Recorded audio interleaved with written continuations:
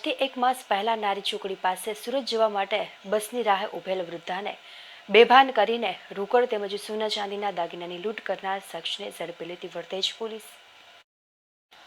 1 માસ પહેલા ભાવનગર શહેરના નારી ચોકડી ખાતે રાતના સમયે સુભાષનગર વિસ્તારમાં રહેતા દેવુબેન ચૌહાણ નામના વૃદ્ધા લગ્ન પ્રસંગે સુરત જઈ રહ્યા હતા। તે સમયે નારી ચોકડી પાસેથી એક વ્યક્તિએ સોડાની અંદર કોઈ વસ્તુ નાખીને પીવડાવી દીધું હતું અને તે સમયે વૃદ્ધાએ પહેરેલ સોનાની વસ્તુઓની લૂંટ કરી નાસી છૂટ્યા હતા, જેની કિંમત 88,000ના મુદ્દામાલની લૂંટ થઈ હોવાની ફરિયાદ વર્તેજ પોલીસ સ્ટેશન ખાતે નોંધાવવામાં આવી હતી। જ્યારે વર્તેજ પોલીસ દ્વારા 1 મહિના બાદ લૂંટ કરનાર આરોપી કાળુભાઈ અમરશીભાઈ વાઘેલા રહે સણોસરા પાસેના લંગાળા ગામવાળાને પકડી પાડ્યો હતો અને તેની પાસેથી 4200 રૂપિયા જેવી રકમ મળી આવી હતી, જે કબજામાં લઈ વ્યક્તિની અટકાયત કરી તેને કોર્ટમાં રજૂ કરવામાં આવ્યો હતો। જ્યારે લૂંટ થયેલ વસ્તુમાંથી કોઈ પણ વસ્તુ આરોપી પાસેથી મળી આવી ન હતી।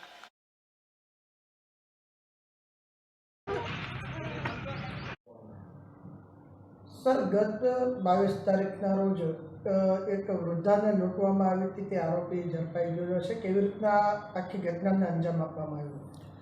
વર્તેજ પોલીસ સ્ટેશનના નારી ચોકડી પાસે ગઈ 22 તારીખે એક બનાવ બનેલ, જેમાં વૃદ્ધ દેવુબા કરીને સુરત જવાની બસ માટે ઊભા હતા અને રાતનો સમય હતો।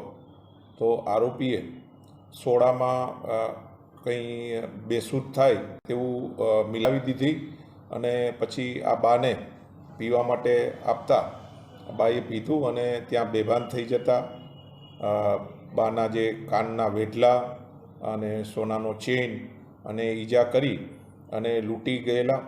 એ અનુસંધાને વર્તેજ પોલીસ સ્ટેશનમાં ગુનો દાખલ કરવામાં આવેલા।